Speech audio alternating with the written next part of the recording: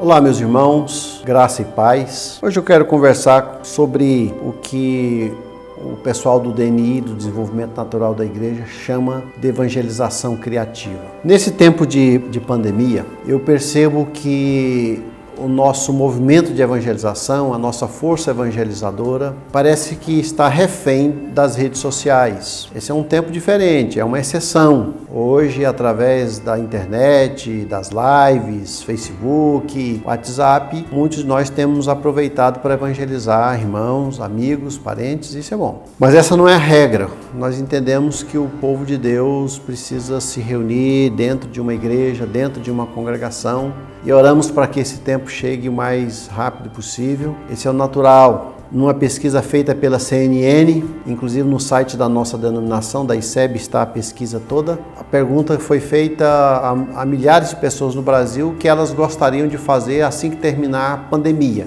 E 30% ficou em primeiro lugar, disse que queria ir para a igreja, voltar para a igreja, frequentar uma igreja. Então isso demonstra que as pessoas querem se reunir, querem voltar às pregações calorosas, à confraternização, à comunhão, à ceia do Senhor, a tudo aquilo que faz parte desse meio de graça que é o culto na igreja. Enquanto isso, nós vamos encontrando caminhos, evangelizando, aconselhando, os pastores vão se desdobrando, vão treinando esse aspecto das redes sociais, vão se aperfeiçoando para isso, mas não podemos esquecer que o futuro nos reserva um desafio evangelizador. Há um temor de alguns colegas de que alguns dos nossos crentes não voltem mais para as igrejas. É possível, mas o Espírito Santo saberá reunir os seus. Ele fundou a igreja, Jesus instalou a igreja, o Espírito Santo fundou ali em Atos 2, a igreja não é de homem algum e Deus vai saber trabalhar para que a igreja volte a se reunir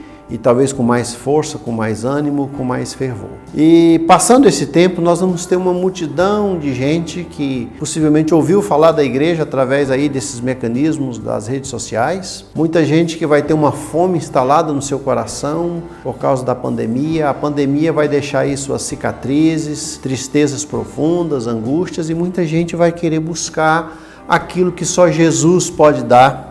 É nessa hora que entra a evangelização, que o povo de Deus vai voltar às ruas. Nós, durante muito tempo, a igreja ficou dizendo vinde, vinde. Agora a igreja vai dizer ide. O evangelho é vinde a Cristo. Mas vindo a Cristo, Jesus diz ide por todo mundo. Nós vamos sair. Nós vamos ter que deixar as quatro paredes e rua por rua, casa por casa, e usar todos os mecanismos possíveis para evangelizar. Na pesquisa, no trabalho, melhor dizendo, do Christian Schwarz, das igrejas que mais crescem no mundo, uma das marcas é a evangelização criativa.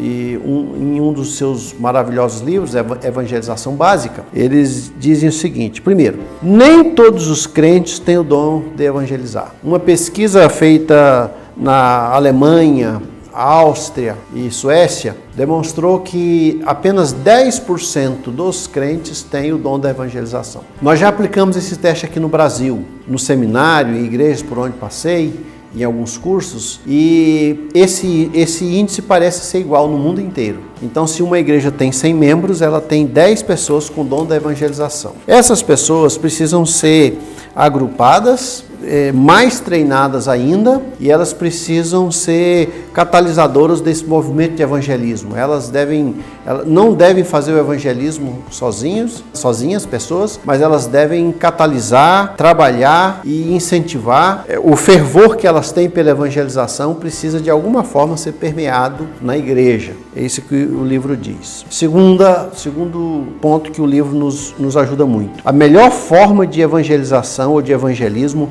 é o relacionamento pessoal. Nessas 1.600 igrejas da Alemanha, Áustria e Suíça, o autor observou que 76% dos convertidos foram alcançados através do relacionamento. Sabe qual ficou em último lugar? Televisão e rádio. Menos de 1%. Isto é, quase ninguém se converte ali naquela região, se converteu através de programa de rádio e televisão ou algum meio de comunicação social. Isso, e é o meio mais caro.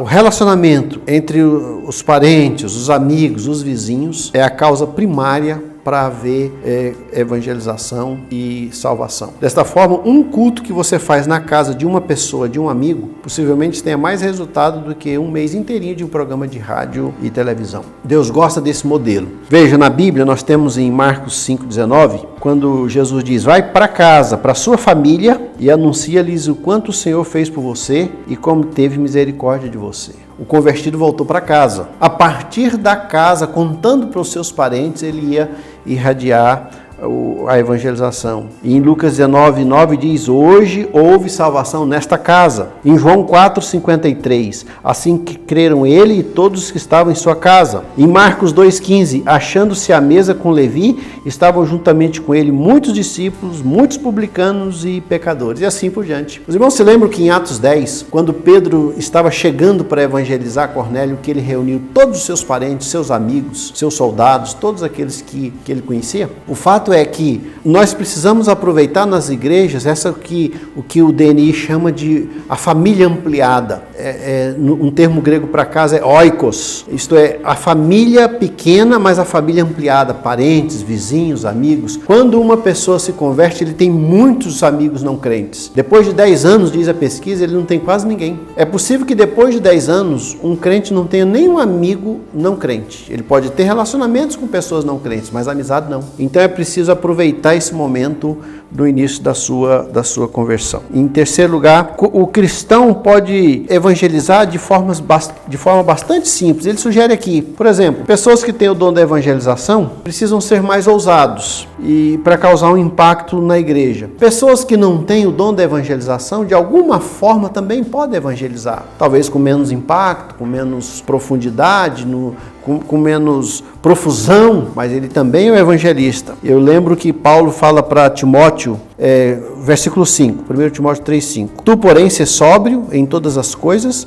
suporta as aflições, faze o trabalho de um evangelista. Isto é, Timóteo, no meio de todas as suas atribuições, não deveria esquecer de fazer o trabalho de evangelista. Mesmo um pastor que não tem o dom da evangelização, que não seja o seu dom principal, ele ainda deve fazer o trabalho de evangelista. Mesmo uma pessoa que não tem esse dom, ele pode evangelizar. Nós, os pastores, precisamos, em segundo lugar, ensinar a igreja a alcançar sua família ampliada, a ter reuniões com a família maior, a buscar de alguma forma a evangelizar esse grupo maior, essa família ampliada. Toda igreja deve orar pelos evangelistas e missionários. Paulo pede oração em Efésios 6:19. Cada um deve observar o caminho do coração daquele que não é crente. Vamos buscar um momento certo para uma palavra adequada, vamos chegar na hora certa, vamos ter uma palavra certa. Muitas pessoas às vezes estão propícias para a evangelização, como aquela mulher samaritana de João 4, e precisa apenas que alguém chegue. Quem sabe um de nós, alguém da nossa igreja, vai chegar nesse momento certo. E o livro termina dizendo que o melhor método de evangelização é o amor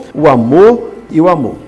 Com amor, com paixão, com desejo de ver gente salva, nós vamos encontrando o caminho dos corações, nós vamos evangelizando e redescobrindo a evangelização que é tão importante para nós nesse tempo e especialmente quando tivermos a oportunidade de sair dos nossos lares e evangelizar uma pessoa. Que Deus abençoe, que Deus desafie o seu coração, que Deus faça com que você seja um evangelista e use a sua igreja também para esse projeto maior. Deus abençoe.